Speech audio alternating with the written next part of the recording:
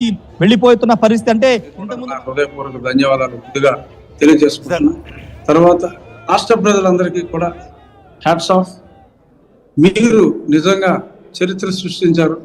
ఒక దుర్మార్గుడిని వదిలించండి అంటే మీ మనసులో ఎన్ని భయాలు ఉన్నా సర్వేల్లో అటు ఇటుగా మాట్లాడటానికి భయపడిన పోలింగ్ బూత్లకు వెళ్ళేటప్పటికి నేను సంవత్సరం నుంచి చెప్తున్నా, ఎప్పుడు పోలింగ్ డే వస్తుందా, ఎప్పుడు తెల్లారుతుందా, ఎప్పుడు వేసి గుద్దేద్దామా అని చెప్పి ఎగబడతారు జనం అని చెప్పి అనుకున్నట్టుగానే అందరూ ఎగబడ్డారు. రిజల్ట్ కూడా అనుకున్న దానికన్నా అత్యద్భుతంగా వచ్చింది. రావణ రాజ్యం పోయింది, రామరాజ్యం చంద్రబాబు గారి సారథ్యంలో రాబోతుంది. బ్రహ్మాండంగా పరిపాలన ఉంటుంది. సంక్షేమంతో పాటు అభివృద్ధి కూడా జోడు గుర్రాల్లా పరిగెత్తి రాష్ట్రానికి గత నాటి అంటే దశాబ్దం నాటి పునర్వైభవం తిరిగి వస్తుందంటంలో ఎటువంటి సందేహం లేదు. ఈ విజయం పూర్తిగా చంద్రబాబు నాయుడు గారికి, పవన్ కళ్యాణ్ గారికి అంకితం.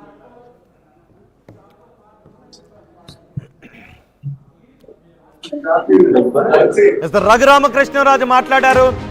ఉండి నుంచి ఆయన టీడీపీ అభ్యర్థిగా పోటీ చేశారు. ఆయన నరసాపురం ఎంపీగా గెలిచిన తర్వాత వైసీపీతో విభేదించి కొరగరాని కొయ్యగా మాట్లాడారు. ఆయన నియోజకవర్గానికి కూడా వెళ్ళలేదు భయంతో, ఎందుకంటే వైసీపీ ఆల్రెడీ ఆయన అరెస్ట్ చేసింది. నన్ను కొట్టారు మొర్రు అని రఘురామకృష్ణరాజు అన్నారు. ఆ తర్వాత ఆయన ఎక్కువ కాలం హైదరాబాద్, ఢిల్లీలోనే గడిపారు. ఇప్పుడు రఘురామకృష్ణరాజు మాట్లాడుతున్నారు. ఆయన ఏం మాట్లాడుతున్నారు చూద్దాం. ఏంటి ఈ ఫలితాలు ఎలా చూసుకోవచ్చు? 1994 తర్వాత మొదటిసారిగా టీడీపీకి ఏదైనా సీట్లు రావడం మొదటిసారి ఏంటి, ఎలా చూస్తారు?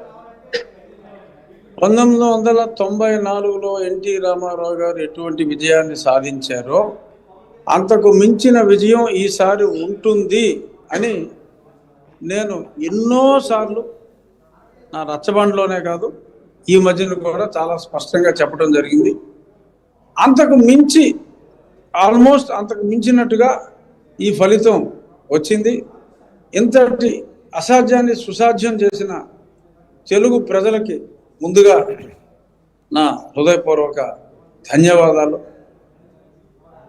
ఇటువంటి హింసాత్మక ముఖ్యమంత్రి ప్రపంచ చరిత్రలోనే ఎక్కడో నార్త్ కొరియాలో ఎవరో ఇడి అమీన్ లాంటి వాళ్ళ పేర్లు విన్నాం, కానీ ప్రజాస్వామ్యంలో ఉంటాడని అనుకోలేదు.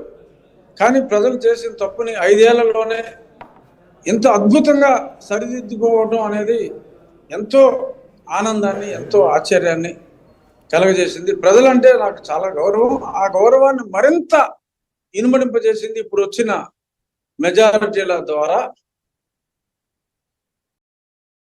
ఇంకా కేకే అనే వ్యక్తి కరెక్ట్గా గెస్ట్ చేశాడు. అలాగే నిన్న 2 సినారియోలు చెప్పారు రవిప్రకాష్ గారు ఆర్టీవీ.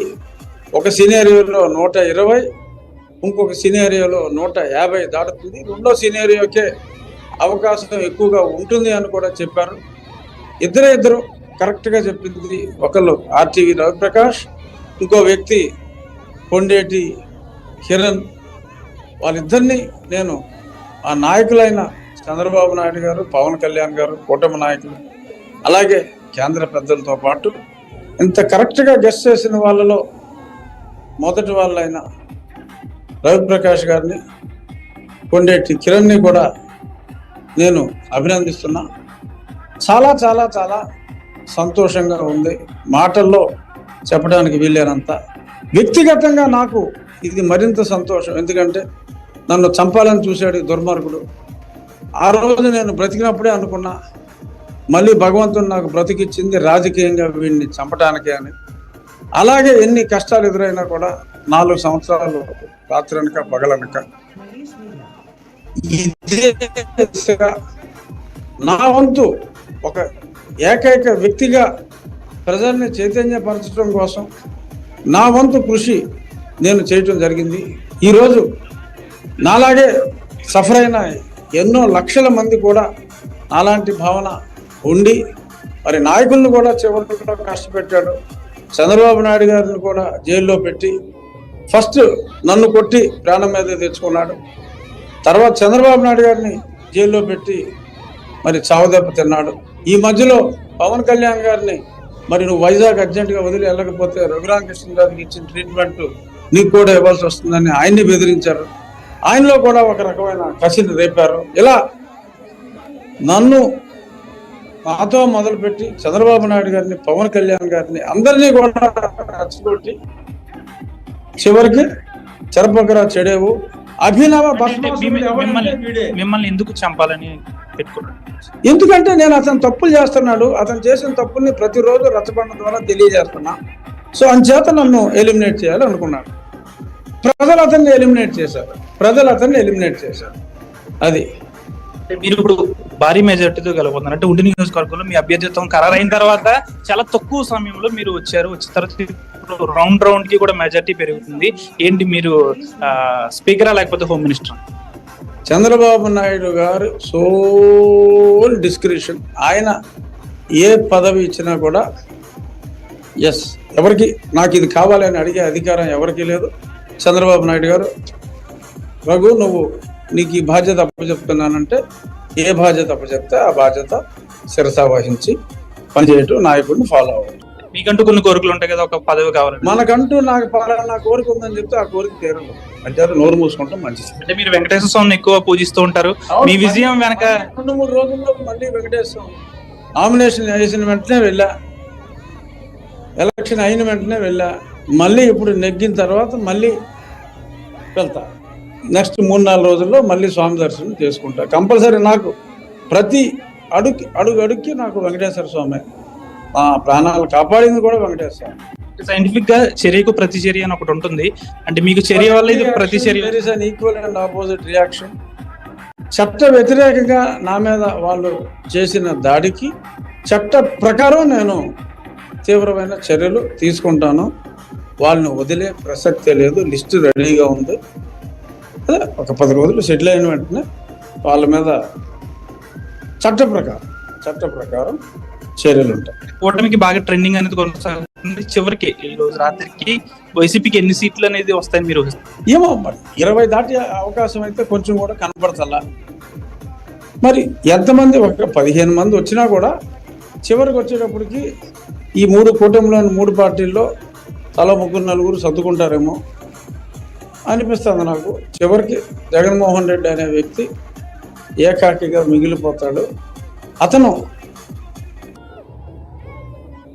మానసిక స్థితి మరి ఆల్రెడీ కొంచెం అనుమానాలు ఉన్నాయి.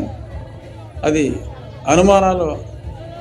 అనుమానాలుగా మిగలవు, అవి నిజంగా మారిపోతాయని చెప్పి అనిపిస్తుంది నాకు. ఎందుకంటే వై నాట్ 175 అని చెప్పి పిచ్చిగా మాట్లాడి ఒకసారి అన్నా నేను 1+7+5 వస్తాయేమో అని అన్నా. అంటే అదంతా 1+7+5 7 8 9 13 ఏమో 13 కూడా రావచ్చేమో. మీరు నా రచ్చబండ రికార్డ్స్లో చూసుకోండి. తర్వాత బ్రదర్ అనిల్ ఒకసారి అన్నాడు, అన్న 151లో యువతలు 1 పోతుందా అవతల 1 పోతుందా చూడాలంటే యువతలు 1 పోయి అవకాశం లేదమ్మా అనిలు. యువతలు 1 అవతల 1 పోతే 15 మిగులుతుందని అన్నా.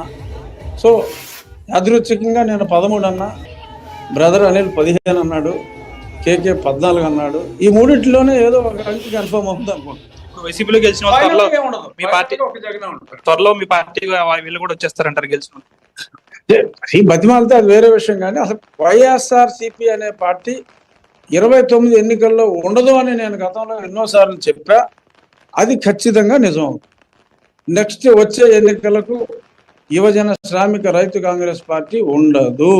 రాజకీయ చిత్రపటంలో వైఎస్ జగన్మోహన్ రెడ్డి అనేవాడు ఉండడు. ప్రతి ఒక్కరికి కూడా ఒరే మనం అంత అహంకారంతో ఉంటే జనం